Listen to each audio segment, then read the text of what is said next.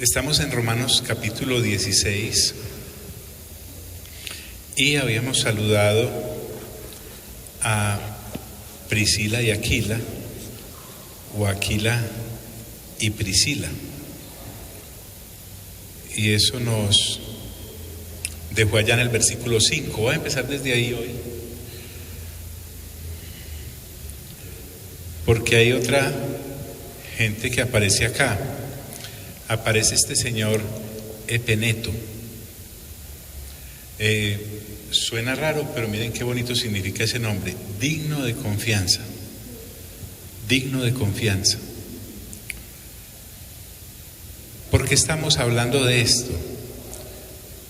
Porque hay pasajes en las Sagradas Escrituras que a nosotros, o por lo menos a mí, le parecen como muy de carpintería. Por ejemplo, la genealogía que hay en Mateo capítulo 1, por ejemplo, la genealogía que hay en Lucas capítulo 3, por ejemplo, las listas de personas que regresaron del exilio que hay en Nehemías y en Esdras, por ejemplo, la cantidad de nombres que encontramos en Primero de Crónicas en los primeros capítulos. Pero resulta que si Dios los colocó ahí, es porque tienen importancia. Tal vez no nos enseñen mucho, pero si Dios los colocó ahí es porque desea que los recordemos. Y este señor Epeneto, Pablo se refiere a él como amado mío. Recuerden que estos son creyentes que están en Roma.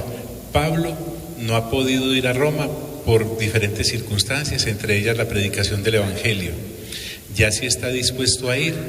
Les ha dicho que cuando llegue a ellos proseguirá a España, después de haber entregado una ofrenda en Jerusalén que es para las personas que están en necesidad allá, recogida entre las iglesias gentiles. Y en este capítulo 16, cerrando, se despide de una cantidad de gente que está allá y él conoce. Dice, amado mío. La palabra es ágape. No está refiriéndose a un amor de amigo, que uno puede estimar mucho a un amigo, tenerlo en gran estima. Está refiriéndose al ágape que se da entre personas nacidas de nuevo en Cristo Jesús. Y acerca de él se refiere como que es el primer fruto de Acaya para Cristo. Recuerden que Acaya es el distrito, Corinto sería la capital. Sin embargo, podríamos pensar que como Pablo estuvo tanto en Asia Menor, fue una de las primeras personitas que llegó a los pies de Jesucristo por la predicación del apóstol. Qué bonito eso. Y el hombre, recuerden que Pablo llega a los pies del Señor tal vez unos 5 o 6 años después de que el Señor Jesús resucita. Y comienza su actividad ministerial casi que de inmediato, pero por lo menos cuando Pablo tenía referencia de sus primeras predicaciones en esas regiones de Asia Menor, Epeneto era uno de los que se le venía inmediatamente al recuerdo. Y una de las cosas que veo con interés es que Pablo dice que es el primer fruto de Acaya, o sea, de esa región, para Cristo. Pablo no hacía discípulos para él. Dios, el Espíritu Santo, usaba al apóstol Pablo para llevar gente a Cristo. O sea, no había un letrero que dijese: Pablo, apóstol de Jesucristo, bienvenidos a esta congregación, soy el superapóstol ungido para. No, todo lo que Pablo hizo después de haber nacido de nuevo en Hechos capítulo 9, hasta el final en 2 de Timoteo capítulo 4, cuando está a punto de ser sacrificado, fue para el Señor. O sea, él no hizo nada para ser reconocido por alguien o por algo. A continuación, en el versículo 6, dice: saludad a María, la cual ha trabajado mucho entre vosotros. María, pues es una hermana en Cristo Jesús, desde luego.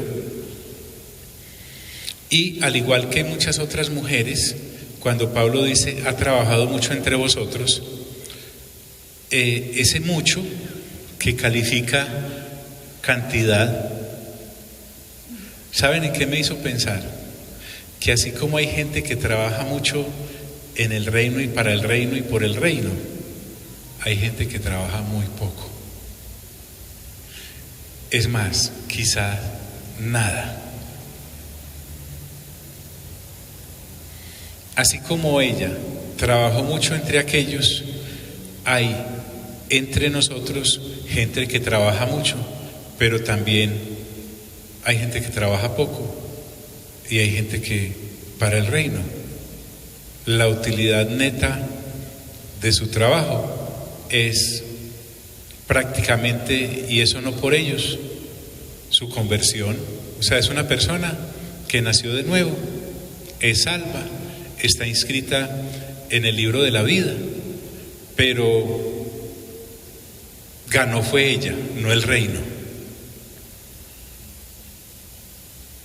Mientras que esta señora María, además de ser salva, se ve que se movía en la cuestión de hace 2000 años en la iglesia local en Roma. Vienen otros nombres muy interesantes, miren: saludad a Andrónico y a Junias, mis parientes y mis compañeros de prisiones. Andrónico significa conquistador. De Junias no tengo el significado. Tal vez eran esposos. Cuando Pablo se refiere a ellos como sus parientes, no es que eran de la misma mamá y del mismo papá, sino que entre los judíos se tratan de esa manera, por raza, por etnia. Pero además de ser hermanos por etnia, eran hermanos en Cristo. Entonces, cuando él dice mis parientes, se está refiriendo a que son de entre los judíos convertidos a Cristo, pero hay un datico: y mis compañeros de prisiones. Esta pareja, o por lo menos Andrónico y Junias, si tal vez no eran esposos, también pagaron prisión, pero no por un delito contra el patrimonio de otros, o por una infracción, sino por predicar el evangelio. No se sabe si estuvieron con Pablo al mismo tiempo encarcelados o habían sido reos aparte, pero compartían eso. Así como cuando aquellos que han estado en prisión se identifican por determinadas marcas o costumbres, a estos se identificaban por las prisiones que habían pagado por predicar de Cristo Jesús. Eso es un privilegio extraordinario. Bueno, Andrónico y Junias.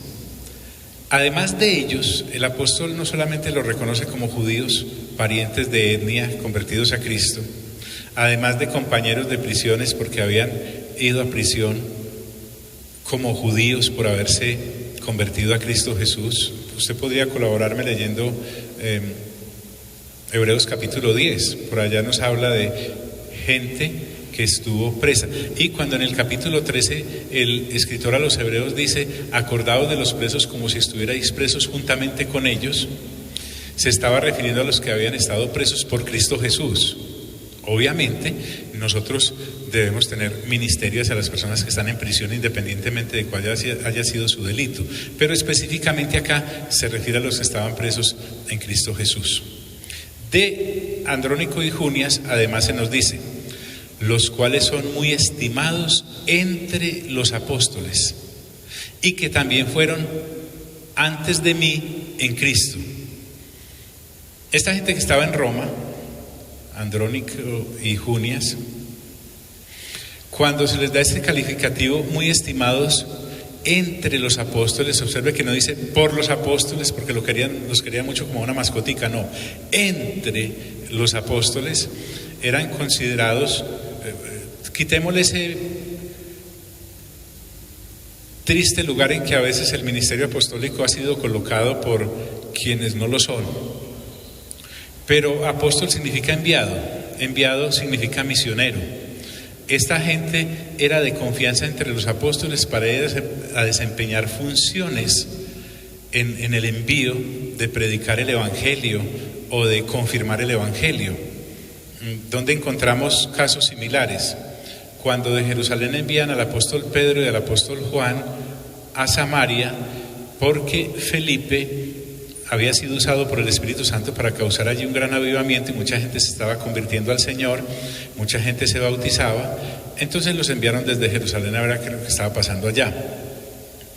No para regañar a Felipe ni nada. Es más, cuando llegaron, ellos impusieron las manos sobre la gente y recibieron el Espíritu Santo. Eso es un viaje misionero, eso es un viaje apostólico.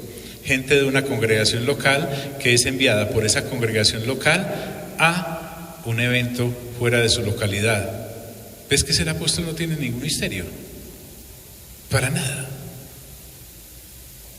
Y también podemos encontrar a Bernabé cuando es enviado desde Jerusalén a ver qué era lo que estaba pasando en Antioquía, porque en Antioquía algunos judíos le habían hablado de Cristo Jesús a los gentiles y hubo un gran avivamiento, tanto que cuando Bernabé llega como enviado en ese viaje apostólico desde su congregación en Jerusalén,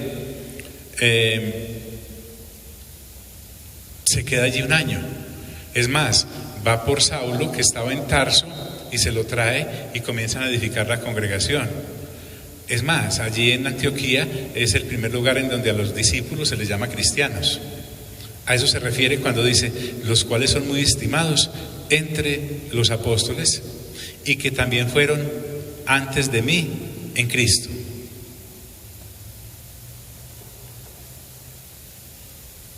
Ya les dije que la gente estudiosa deduce que el apóstol Pablo tiene su conversión de Hechos 9, unos 4 o 5 años después de la resurrección del Señor.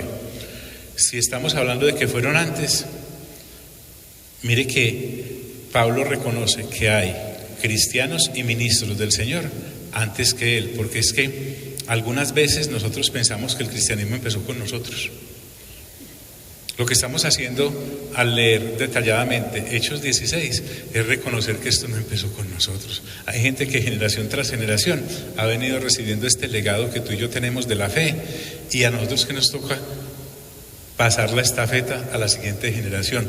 ¿Y cómo lo hacemos? Compartiendo. Es que esto no tiene ningún misterio. Y el misterio que había ya no es porque el Señor Jesús nos ha revelado todo acerca del Padre, para que no se nos vuelva esto pues como una profesión inalcanzable que no pueden ejercer sino algunos de nombre.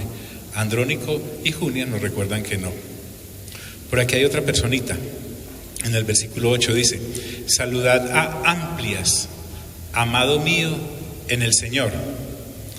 Este señor debe ser muy amplio para que lo colocaran así. De hecho significa eso, amplitud. Por el trato y por algunas excavaciones en las ruinas de esa época han encontrado tabletas con este nombre, lo cual podría entonces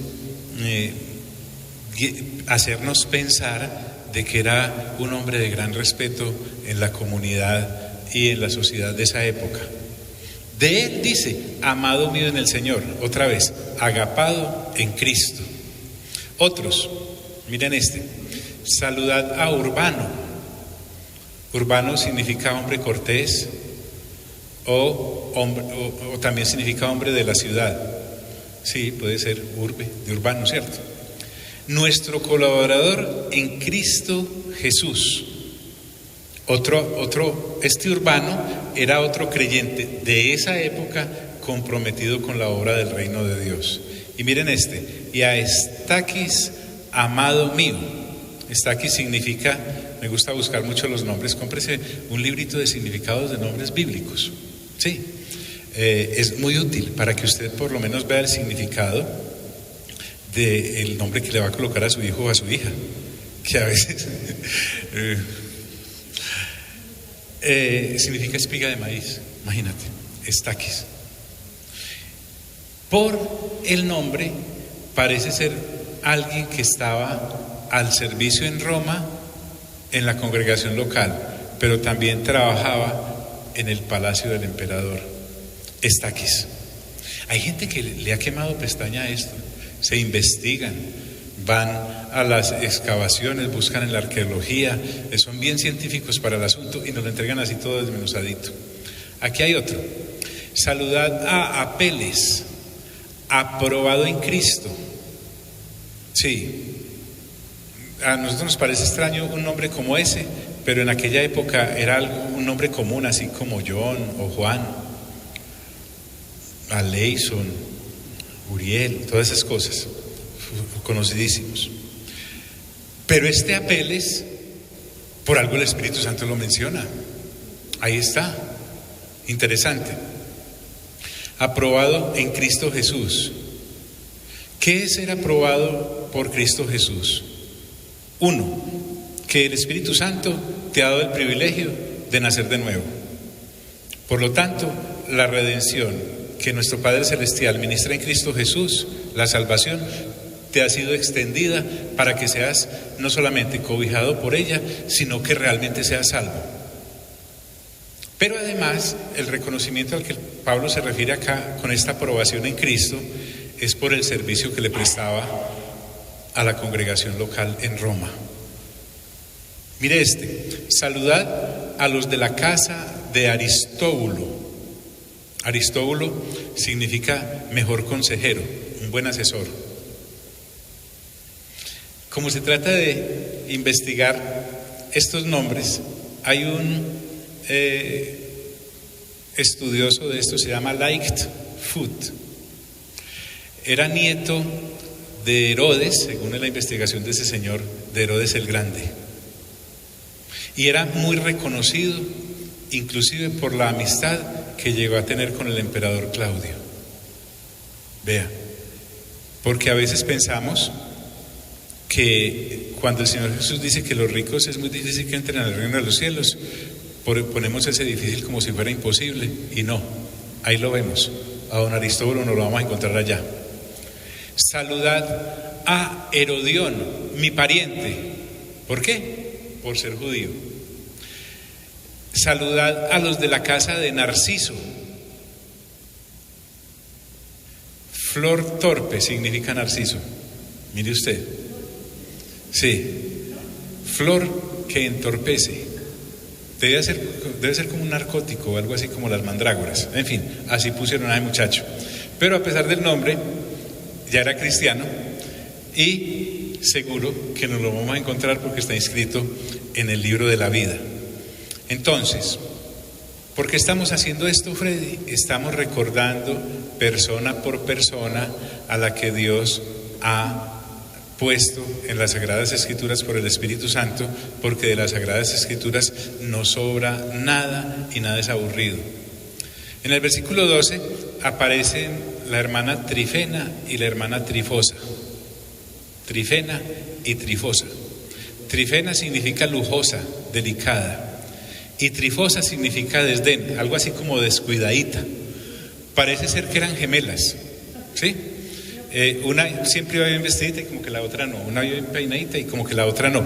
Pero Trifena y Trifosa, nacidas de nuevo con mente renovada, dice el apóstol Pablo acerca de ellas, las cuales trabajan en el Señor. Observen el tiempo presente de trabajan. Estaban activas en el servicio de Dios cuando Pablo escribe a la iglesia en Roma. Sí. Saludad a la amada Pérsida. Amada por todos los de la iglesia en Roma. ¿Por qué? Porque hay gente que entre nosotros, gente muy querida. ¿Ha notado que algunos somos como más ariscos que otros? Pero hay otra gente entre nosotros que se da a querer, todos tenemos que ver con esa personita. Así era la hermana Pérsida, la cual ha trabajado nuevamente mucho en el Señor. Recuerden que les dije al principio que ha trabajado mucho en el Señor. Me hizo pensar que Pablo tiene razón al haber colocado eso, porque hay gente que trabaja poco en el Señor o hay gente que trabaja nada en el Señor. Porque la única agenda que respetan y para la cual viven, a pesar de ser salvos, que gracias a Dios pues la salvación no se pierde, es eso. No hacen nada. Ni siquiera se ganaron ellos para Cristo, porque uno para Cristo se lo gana el Espíritu Santo. pero hay gente que trabaja mucho en el Señor. Saludad a Rufo, escogido en el Señor, y a su madre y mía. Rufo significa rojo, encendido. Cuando uno va a Marcos capítulo 15, versículo 21, se encuentra allí a Simón de Cirene, que tenía 2 hijos. Posiblemente uno de ellos era Rufo, porque este sí es como sin tocayo. Entonces parece ser que el Rufo de Marcos 15 es este mismo Rufo de Romanos capítulo 16. Dice, escogido en el Señor. Nos habla de la alta estima en que este hombre era tenido allí. Y también manda a saludar a la mamá de Rufo, que Pablo la llama la madre de Rufo y también la tiene como mamá de él. Seguramente por el trato amoroso y agaposo que le dispensó en el momento en que pudo servirle a él. En el versículo 14, voy un poco rápido porque quiero entrar a otro tema que hay más adelante, al menos que lo dejemos esbozado. Saludad a Asíncrito, mire qué nombre, y a Flegonte. Asíncrito significa incomparable, sí. Pero por ejemplo, mire que de él nada se sabe, solo se está el saludito, está siendo reconocido, pero no se dice qué hacía. Y Flegonte significa ardiente, tampoco se sabe nada específico de lo que hacía el hermano. No es como por ejemplo en Hechos capítulo 13, que Lucas menciona allí a Manaén, a Níger y a Lucio. De Níger no se dice por ejemplo qué hacía o no hacía, pero uno deduce por el texto que o era maestro o era profeta, porque dice, había en la iglesia que estaba en Antioquía maestros y profetas, y enumera a esa casi media docena de personas que hay allí. Pero de esto no se nos dice exactamente qué hacían. No creo que estorbar. Si Pablo los menciona es porque algo hacían. A Hermas y a Patrobas tampoco se sabe nada de ellos, pero están mencionados. Y como hay un Hermas, miren que en el mismo versículo hay un Hermes. A Hermes y a los hermanos que están con ellos. Recuerden que se reunían en casas. No se haga esclavo de esta idea de reunión que tenemos en edificio. Por eso los saludos son tan íntimos. Saludad a Filólogo y a Julia. Filólogo significa amante de las palabras. Se ve que o hacía crucigramas o era algún buen orador. Julia significa cabello suave, bonito. Posiblemente Filólogo y Julia eran esposos. Eran interesante, así como vimos que nombres como el de Narciso o el de ese otro señor Aristóbulo eran nombres que se le daban a personas de renombre en la sociedad.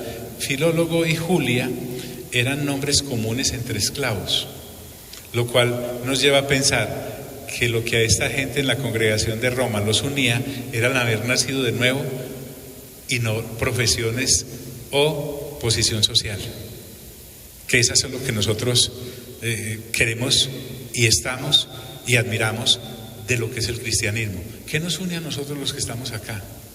No nuestra profesión, ni nuestro estrato, no nuestra educación, tampoco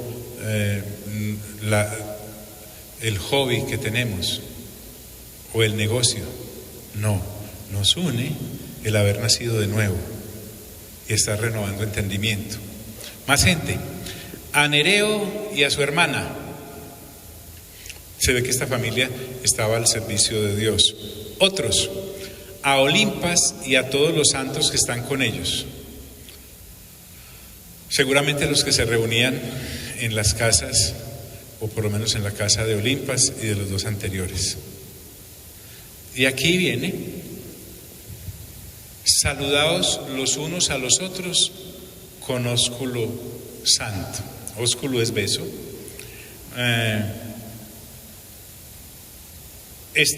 Saludados los unos a los otros se ve que era así como saludó a todos aquellos en una reunión, me imagino, similar a esta con los congregados allí.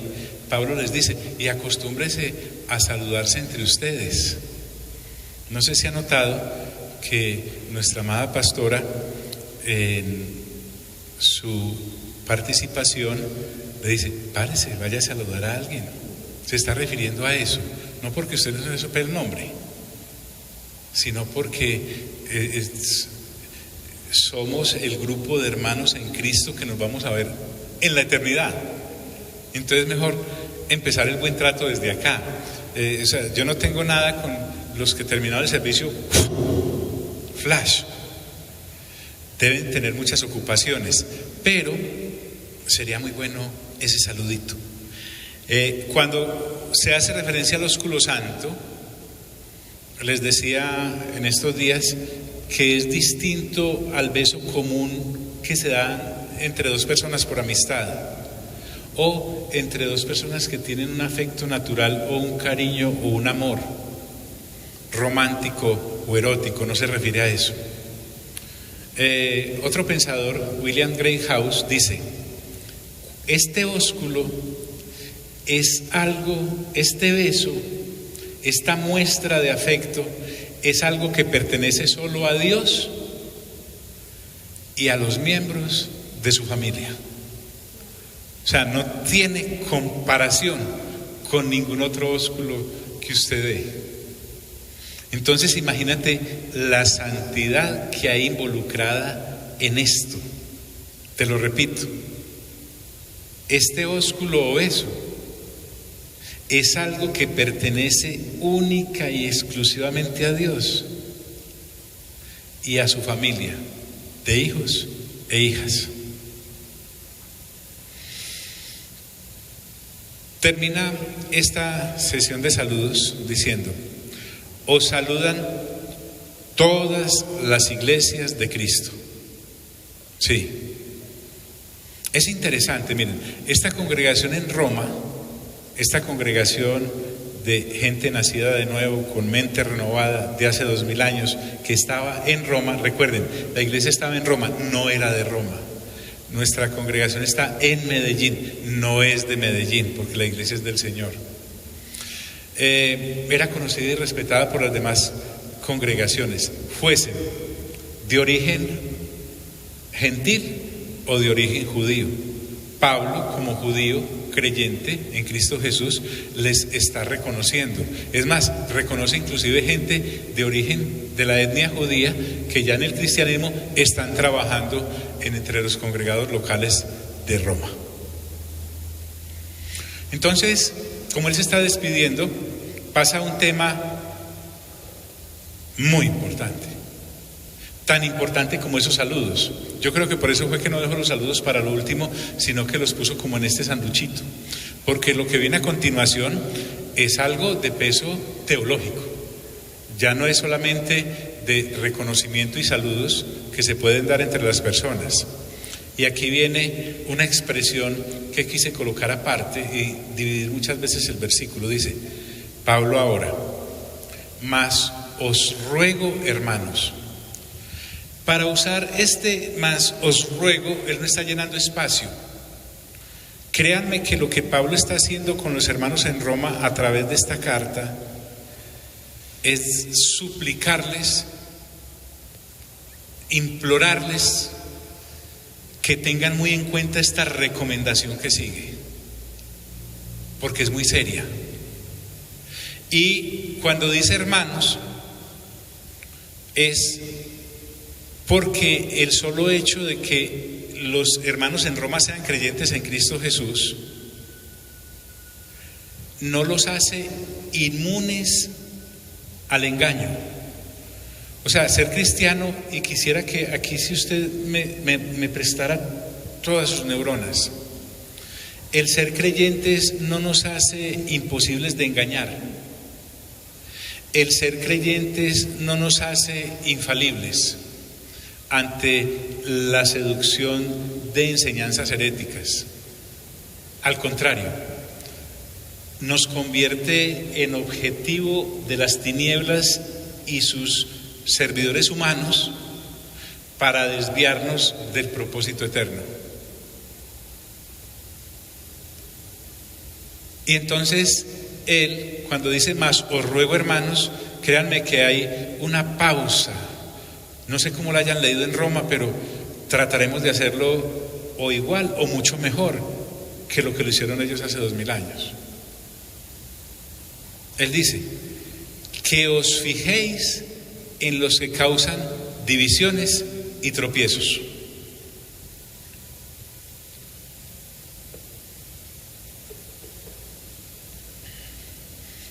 No puedo correr.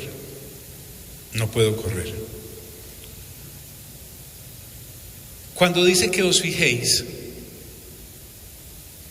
Pablo le está dando a entender al creyente que es una labor que le corresponde al creyente, no solamente a quienes dirigen. Esa imagen que tenemos de un pastor cuidando sus ovejas es muy bonita, es muy loable, pero Pablo no quiere que toda la responsabilidad esté en los que en Roma dirigen los destinos de esa congregación, digámoslo así, en cuanto a la enseñanza de la oración, como hacían en Jerusalén Pedro y los apóstoles, sino que quiere recordarle a cada creyente que cada uno es responsable por su alma delante de Dios. El creyente como receptor, usted y yo, los de a pie, como receptores del mensaje del Evangelio, somos responsables, 1, de lo que creemos, 2, de lo que seguimos creyendo después de que creemos, y 3, y de lo que terminamos creyendo después de haber creído, de seguir creyendo, que vamos a terminar creyendo. De hecho, cuando usted y yo tenemos el privilegio de nacer de nuevo por la obra del Espíritu Santo, es como una aeronave que despega. Simplemente despegó, pero falta el trayecto y falta el aterrizaje. No sé cuál de las tres cosas sea más importante, pero que las tres lo son, lo son. Entonces, cuando el apóstol dice, mas os ruego, hermanos, que os fijéis en los que causan divisiones y tropiezos, está haciendo responsables a los creyentes de Roma de estar vigilantes de todo su proceso como creyentes. Ahora, mire que dice que os fijéis en los que os fijéis en los que. Oiga pues, es que el engaño doctrinal, John, a mí después de la doctrina no sé cómo le indicara yo a usted que esto es más importante que lo más importante, que todo lo importante. Fíjese que usted tiene ahí servido un gran banquete, pero le han colocado cianuro, solo una gotita. Eso puede acabar o con su vida biológica o puede dejarlo con muy graves lesiones para el resto de su trasegar. Eso ocurre con la buena doctrina y con la falsa doctrina. La gran mayoría de congregaciones no hacen énfasis en esto de la doctrina porque se han olvidado de advertirles, como dice la palabra, a los creyentes que son tan responsables como cualquiera otro por velar en que estén creyendo bien. Que os fijéis en los que, o sea, el engaño del cual Pablo está hablando viene a través de personas.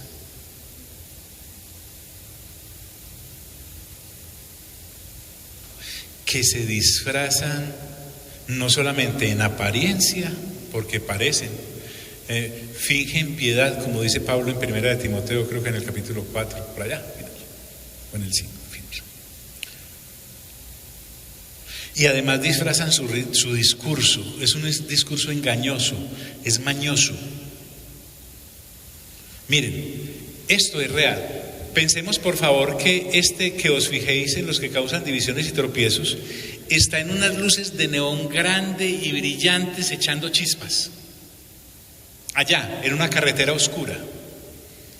Y Pablo te dice, yo sé, ¿usted cree que las hermanas de hace 2000 años no tenían ocupaciones en sus casas? Sí. ¿Y con sus maridos? Sí. ¿Y los hombres que iban a congregarse en las casas hace 2000 años no eran tal vez hasta más ocupados que usted y yo? Sí. Pero mire que Pablo no les dice, cuiden su trabajo, no les dice, cuiden su casa, no les dice, cuiden su matrimonio. Pablo ahora entra en una materia que es, cuide su alma. Que os fijéis en los que causan divisiones y tropiezos. El apóstol está escribiendo eso con esa clase de luces que le estoy diciendo. Ahora, causan divisiones y tropiezos. División es fragmentar el cuerpo para llevarlo, después de haber fragmentado, a los particulares al engaño. Aunque es posible que una división se dé a nivel total en una congregación, estos hacen como el león rugiente de Pedro que busca a quien devorar. Cogen al debilucho, cogen al que medio camina. Él está con los que trotan pero no trota, está con los que leen pero no lee, está con los que están comprometidos con la obra pero no está las falsas doctrinas atrapan esa clase de personas. Y tropiezos. Tropiezos, hacerte caer de la sana posición del correcto evangelio. La advertencia a la que Pablo está haciendo referencia, dicen los estudiosos, podía venir, si uno empieza como a sospechar de los capítulos anteriores, ¿de quién podría venir? Podría venir, por ejemplo, de los judíos, que les gustaba guardar días, hacer demasiado énfasis en lo que se come y no se come. Muy parecido a lo que en Colosenses capítulo 2 Pablo nos enseña a partir del versículo 10, creo. Porque ellos no empiezan de lleno, ellos no van a llegar, vinimos a dividir. No, engañan. Entonces, ¿qué es lo que Pablo nos dice? Que nos ruega que nos fijemos en los que causan divisiones y tropiezos. Y uno dirá, rayos, claro, ¿pero de qué? Dice, en contra de la doctrina. Es que estos perversos, porque no hay otra manera castiza de decírselos, tuercen la doctrina para su propio beneficio. O sea, hacen de esto tan santo y tan sagrado una mercadería. La convierten en un negocio más. O sea, para poderse beneficiar personalmente de esto y engrosar sus arcas, son personas que son capaces de decirle a la gente lo que quieren oír y no lo que Dios les mandó a decir en la palabra. Porque además hay personas que no sufrirán la sana doctrina, como dice el apóstol, sino que en los postreros días se amontonarán gente que les hable conforme a sus propias concupiscencias, en contra de la doctrina. Y va más allá y dice, que vosotros habéis aprendido. Él hace esta referencia en casi todas las cartas. Mire, por ejemplo, que en el capítulo 15, Pablo, en el versículo 1, 2 y 3, dice más o menos que el evangelio que vosotros recibisteis es que el Señor Jesús se hizo hombre, que el Señor Jesús fue asesinado en la cruz del Calvario y que el Señor Jesús resucitó. Y de las tres cosas dice, conforme a las sagradas escrituras. Mira que Pablo no me está hablando acá de ser un buen médico, hay que serlo. Claro, un galeno hay que ser un buen galeno. Un buen arquitecto, hay que ser un buen arquitecto, pues que se me derrumbe un murito, pues chiquito. No, hay que ser bueno. Pablo no está hablando de las profesiones normales que usted y yo conocemos, está hablando de la profesión de fe que nos lleva a la eternidad. Que vosotros habéis aprendido. Es decir, el evangelio que usted y yo recibimos, conforme a las Sagradas Escrituras, créanme que el énfasis que hacemos de, por favor, os ruego, léete por favor 9 capítulos diarios del Nuevo Testamento, en orden, para que en 30 días te hayas leído todo el Nuevo Testamento, de Mateo, Apocalipsis. Pastor, ¿y qué hago cuando terminan los 30 días? Vuelva a empezar en otra versión, para que además de tener acceso a una versión no se asuste cuando le citen otra y usted sepa de qué estén hablando. Y en el segundo mes, cuando termine, ¿qué hago? Vuelva a empezar. Es decir, la idea nuestra sana, porque es que mira que no te estoy invitando a que atraquemos un banco o a que matemos a alguien. Te estoy hablando de llenarnos del banquete de las Sagradas Escrituras para empezar. Saben, las Sagradas Escrituras es aprender a comer bien. Es como aquellos que por nuestro origen sencillo no sabíamos comer sino comida chatarra e inservible, pero nos coge a alguien como la pastora iba educando así al George de la selva que hay en cada uno, y le enseña a coger los cubiertos, a comer bien, a ser selectivo, que hay alimentos que te van a servir y otros que no. De eso se trata. Las Sagradas Escrituras nos enseñan a darle buen alimento a nuestra alma, porque el resto es chatarra. Y hemos sido levantados comiendo chatarra desde que arrancamos, en el aspecto espiritual. Entonces, supongamos que, me voy a poner de ejemplo, que voy a vivir, ¿cuánto me quedará a mí antes de que me llegue la orden de captura? 20 años más, póngale 30. Eso significa que voy a leer 12 veces por 30, pongámosle pues 30, sí, el Nuevo Testamento. ¿Usted se imagina? Extraordinario, maravilloso, que vosotros habéis aprendido. Sigo. Entonces, ¿qué hago con esa gente, pastor? Pablo, ¿qué hago con esa gente? No, haga un curso para convencerlos. Pobrecitos, están engañados por espíritus inmundos y se van a ir al infierno, pues si no les... No, ¿sabe qué dice Pablo? No me dice que los evangelice, no me dice que los contradiga, no me dice que vaya a buscarlos, no me dice que, ay, pobrecito, como antes me mantenía con él para arriba y para abajo. ¿Sabe qué me dice? Y que os apartéis de ellos. El apóstol Juan va más allá y dice, no lo recibáis en casa, porque a veces nosotros, en aras de una fortaleza que ni las Sagradas Escrituras nos dan, porque te acabo de decir que el cristiano no es infalible a las falsas doctrinas, ni es que no le entren, pues que usted se volvió el siete cueros. No, así no es. Cualquiera es susceptible de caer en falsas doctrinas. Y entonces la solución que Pablo da es: apártese de ellos, no bote corriente. Vuelvo al punto, lo único que nos corresponde a nosotros es apartarnos, no que nos aparten.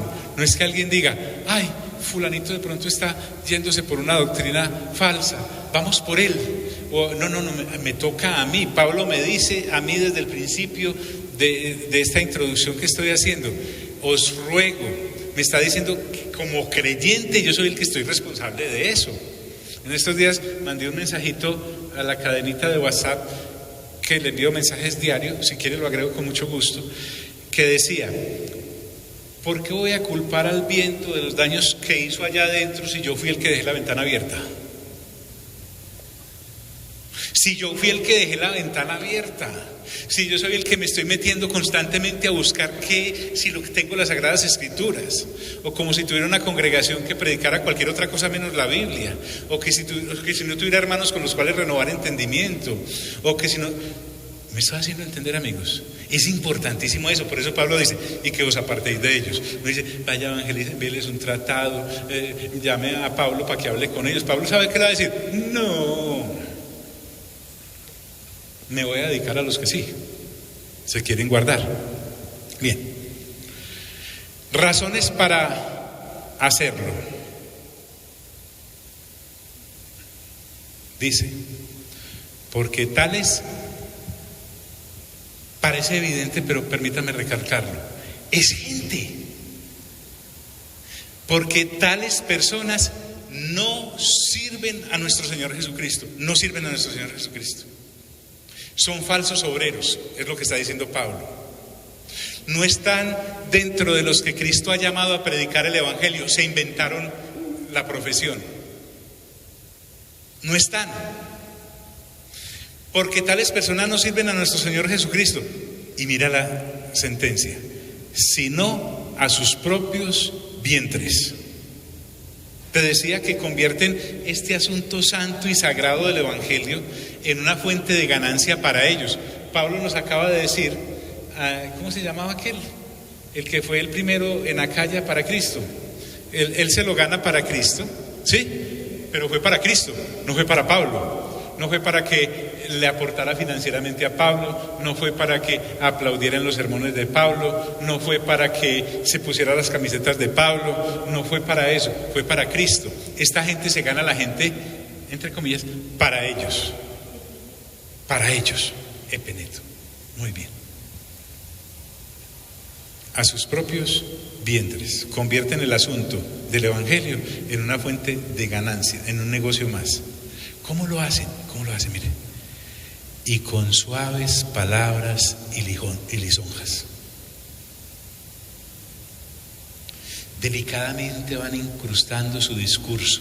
Y cuando menos piensas, tú estás pensando, ¿qué fue? Pero aunque la Biblia dice acá, ¿sabe qué lo salva a uno esto? La lectura juiciosa de la palabra. Porque cuando lo que dice aquí en la Escritura no es lo que me están diciendo allá en el púlpito, tengo todo el derecho no solo a sospechar, sino a gritar. Es que es un apóstol. Éfeso, capítulo 2 de Apocalipsis, el Señor Jesús les dice a los de Éfeso que pusiste a prueba a los que se dicen ser apóstoles y no lo son. Y no lo son. Que son enviados y no lo son. Con suaves palabras y lisonjas. Son hipócritas, son salameros, son lambones.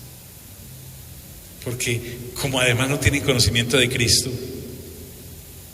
se tienen que dedicar es a hablar de lo temporal y de lo terrenal y a adularte.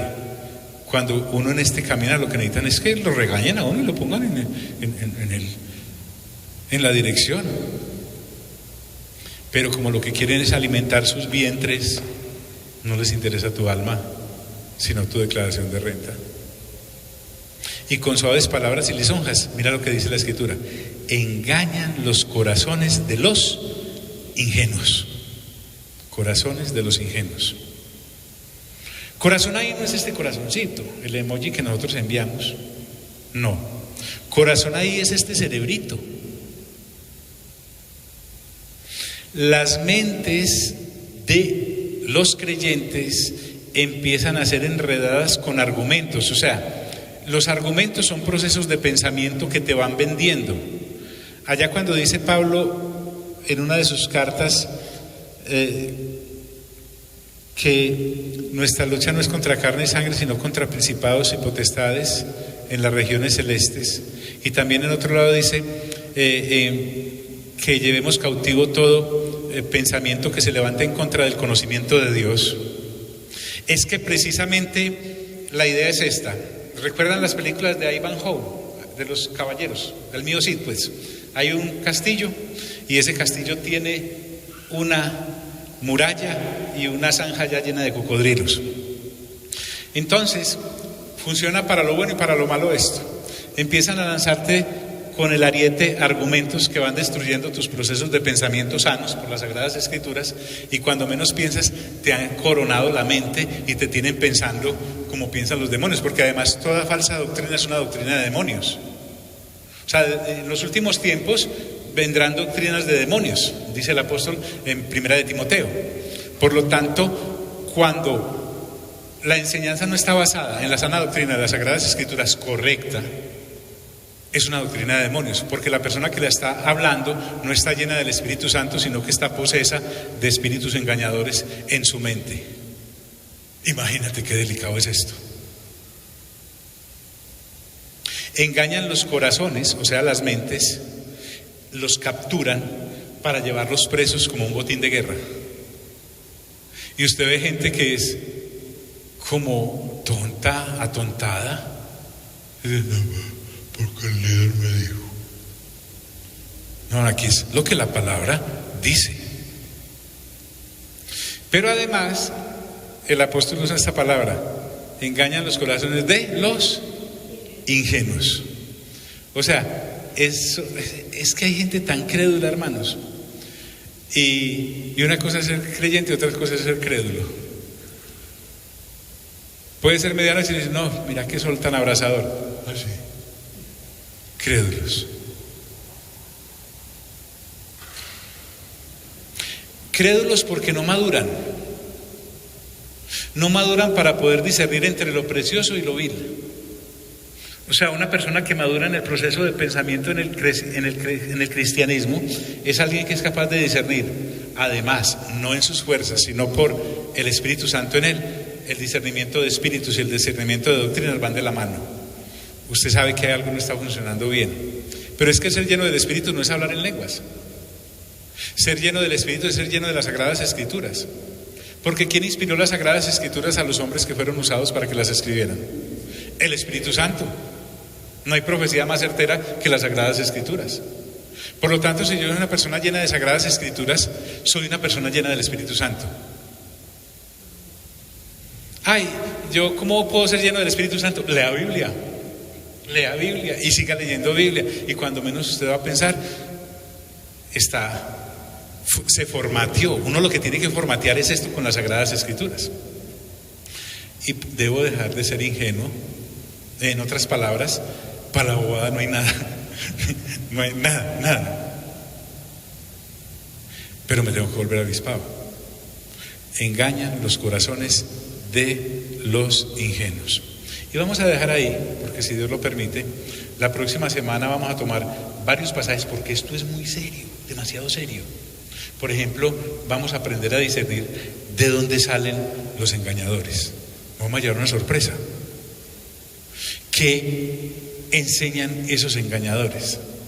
Casi el común denominador en todas las cartas del apóstol, en los labios del mismo Señor Jesús, en las cartas del apóstol Pedro, en las cartas del apóstol Juan, inclusive hasta el final en el Apocalipsis, está siempre advirtiéndonos contra las falsas doctrinas. Había falsas doctrinas llamadas las doctrinas de los nicolaitas. Había falsas doctrinas como las que se conocen como las inclinaciones a las que Jezabel lanzaba a una de las congregaciones. Y no estamos hablando de la Jezabel de Acab, sino de alguien que en esa congregación era identificada de esa manera. Estamos hablando de los falsos judíos. Sinagoga de Satanás los llama el Señor Jesús en las 7 minicartas de Apocalipsis.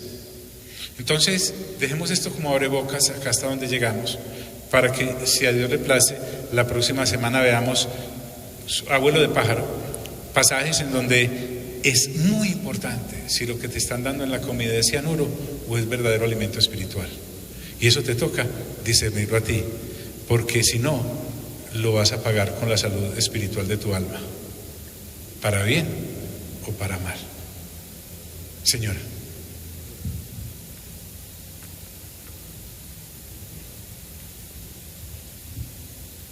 Una pregunta, pastor. Conozco una persona que la vi, pues parecía llena de la palabra porque se conocía la Biblia de pe a pa. Entonces la pregunta mía es, además de estar lleno de la palabra, pues parece que estar lleno de la palabra es estar lleno del Espíritu Santo.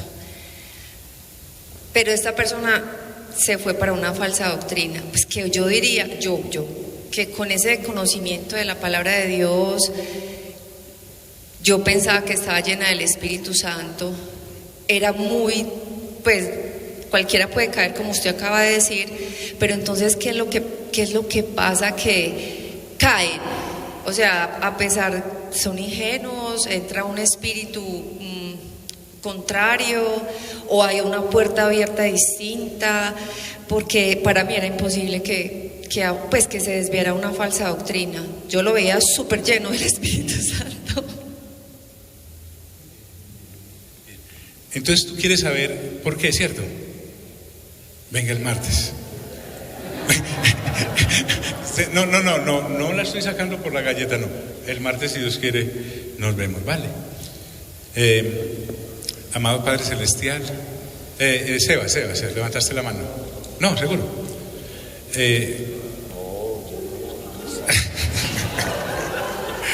Es que el del micrófono nos durmió por variar.